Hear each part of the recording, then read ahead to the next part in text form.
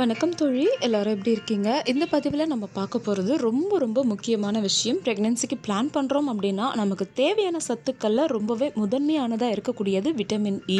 இந்த vitamin E இருக்கக்கூடிய உணவுகள் என்னென்ன, அது எந்த நேரத்தில் எடுத்துக்கலாம் அப்படிங்கிறத பற்றி நம்ம இந்த வீடியோவில் தெளிவாக பார்க்க போகிறோம். வீடியோ பார்க்குறதுக்கு முன்னாடி இன்னும் நம்ம சேனலை சப்ஸ்கிரைப் பண்ணலன்னா பண்ணிக்கோங்க தோழி. கர்ப்பம் தொடர்பான இன்னும் நிறைய விஷயங்களை தெரிஞ்சுக்க முடியும். இப்போ நம்ம வீடியோ பார்த்துடலாம். பொதுவாக நம்ம எல்லாருக்குமே தெரிஞ்ச விஷயம், விட்டமின் இ அதிகமாக எடுத்துக்கும் போது மசில்ஸில் இருக்கக்கூடிய வலி குறையும். அதே சமயத்தில் ஸ்கின் க்ளோவுக்கும் நமக்கு விட்டமின் இ ரொம்ப தேவைப்படும் அப்படின்னு. அதையும் தாண்டி கருமுட்டையோட வளர்ச்சிக்கும் கருப்பை ஸ்ட்ராங்காக இருக்கிறதுக்கும் விந்தணுக்களுடைய தரம் மற்றும் எண்ணிக்கையை அதிகப்படுத்துறதுக்கும் இந்த விட்டமின் இ நமக்கு அதிகமாக தேவைப்படுது. இந்த விட்டமின் இ ரொம்ப அதிகமாக இருக்கக்கூடிய ஒரு பொருள் எதுன்னு பார்த்தீங்கன்னா அவகேடோ. இந்த பழத்தை நம்ம ஊரில் நெய் பழம்னு கூட சொல்கிறாங்க.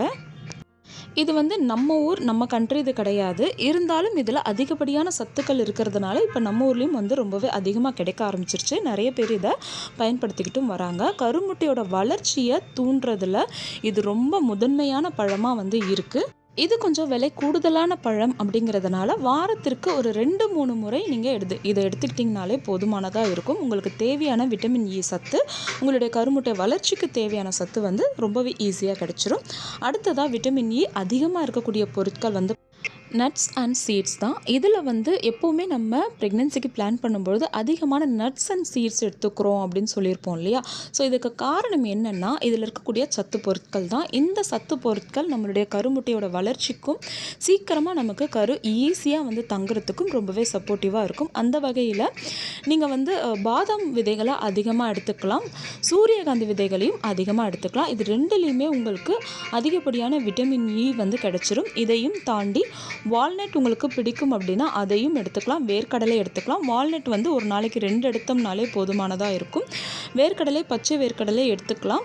நம்ம வறுத்த வேர்க்கடலையை விட பச்சை வேர்க்கடலை தான் ரொம்ப நல்லது. அதே போல் பிஸ்தா பருப்பு, சாறை பருப்புகளையும் நம்ம தாராளமாக எடுத்துக்கலாம். பூசணி விதைகள் ரொம்ப நல்லது. நீங்கள் அதையும் கூட சேர்த்து எடுத்துக்கலாம். ஸோ இது எல்லாத்தையுமே மொத்தமாக எப்படி எடுத்துக்கிறது அப்படின்னு நினைக்கக்கூடியவங்க, பாதாம், சூரியகாந்தி விதை, அதுக்கப்புறம் பூசணி விதை எடுத்துக்கோங்க. ஸோ இதுவே போதுமானதாக இருக்கும். முடிஞ்சதுன்னா வால்நட் எடுத்துக்கோங்க. இது எல்லாத்தையுமே தனித்தனியாக எடுத்துக்க முடியாது அப்படின்னு சொல்லக்கூடியவங்க இதை காலை நேரத்தில் ஒரு நட்ஸ் ஜூஸாக எடுத்துக்கோங்க. நிறைய பேருக்கு குழந்தை பாக்கியத்தை கொடுத்துருக்கு அப்படின்னா இந்த நட்ஸ் ஜூஸ் தான். அதாவது ஒரே ஒரு வால்நட் எடுத்துக்கோங்க, 2 பேரிச்சைப்பழம், 2 காய்ந்த அத்திப்பழங்களை இதில் சேர்த்துடுங்க. ஒரு 3 அல்லது 4 பாதாம் விதைகளை ஊற வச்சுடுங்க. இதற்கு கூடவே கருப்பு காய்ந்த திராட்சையும் சேர்த்துருங்க. நைட்டில் இதை ஊற வச்சுட்டு மறுநாள் காலையில் அந்த தண்ணியோடு சேர்த்து மிக்சியில் நல்லா அரைச்சிட்டு, உங்களுக்கு பால் மிக்ஸ் பண்ணி குடிக்க பிடிக்கும் அப்படின்னா பசும்பால் சேர்த்து குடிச்சிக்கலாம். அப்படி இல்லாட்டி அப்படியே நம்ம இதை ஸ்மூதி மாதிரி எடுத்துக்கலாம். இதை எடுத்துக்கும் பொழுது உங்களுக்கு வெயிட் லாஸ்க்கும் சப்போர்ட்டிவாக இருக்கும். ஏன்னா இந்த நட்ஸ் ஜூஸை நீங்கள் காலையில் குடிச்சிட்டிங்க அப்படின்னா அதுக்கப்புறம் உங்களுக்கு பசி உணர்வு குறைவாக தான் இருக்கும்.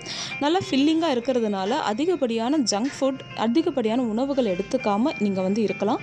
இதனால் உங்களுக்கு வெயிட் லாஸ்க்கும் சப்போர்ட்டிவாக இருக்கும். அதே சமயத்தில் உங்களுக்கு உடலுக்கு தேவையான அத்தனை சத்துக்களுமே கிடச்சிரும். 30 வயசுலேயே நமக்கு கால்வலி, முதுகுவலி, இடுப்பு வலி எல்லாமே வந்துடுது இல்லையா? இந்த மாதிரி ஹெல்த்தியான பிரேக்ஃபாஸ்ட்டாக இதை நீங்கள் எடுத்துக்கும் பொழுது உங்களுக்கு இந்த மாதிரி மூட்டு வலி பிரச்சனைகள் வர்றது ரொம்பவே தாமதமாகும். சில சமயத்தில் வராமலே கூட போகலாம். கண்டிப்பாக முயற்சி செய்து பாருங்கள். அடுத்தது விட்டமின் இ ரொம்ப அதிகமாக இருக்கக்கூடிய பொருட்கள்னு பார்த்திங்கன்னா கீரை வகைகள். கீரை வகைகளில் எந்த கீரை வகைகளை வேணும்னாலும் எடுத்துக்கலாம். முக்கியமாக பசலைக்கீரை, முருங்கைக்கீரை இது ப்ரெக்னென்சிக்கு ரொம்பவே சப்போர்ட் பண்ணக்கூடிய கீரை வகை. அடுத்தது அவரைக்காய் எடுத்துக்கலாம். நான் நிறைய வீடியோஸில் சொன்னது மாதிரி மாதுளை முத்துக்களை எடுத்துக்கலாம். மாதுளை முத்துக்கள்லேயும் நமக்கு தேவையான சத்துக்கள் கிடச்சிரும்.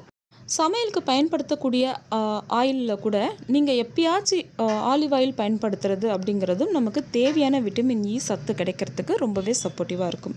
கண்டிப்பாக நான் சொன்ன விஷயங்களை ஃபாலோ பண்ணுங்கள். ஆரோக்கியமான கருமுட்டை வளர்ந்து சீக்கிரமே உங்களால் கருத்தரிக்க முடியும். இந்த வீடியோ பிடிச்சிருந்ததுன்னா மறக்காமல் ஒரு லைக் பண்ணுங்கள் தோழி. அடுத்து ஒரு நல்ல பதிவில் சந்திக்கலாம். நன்றி.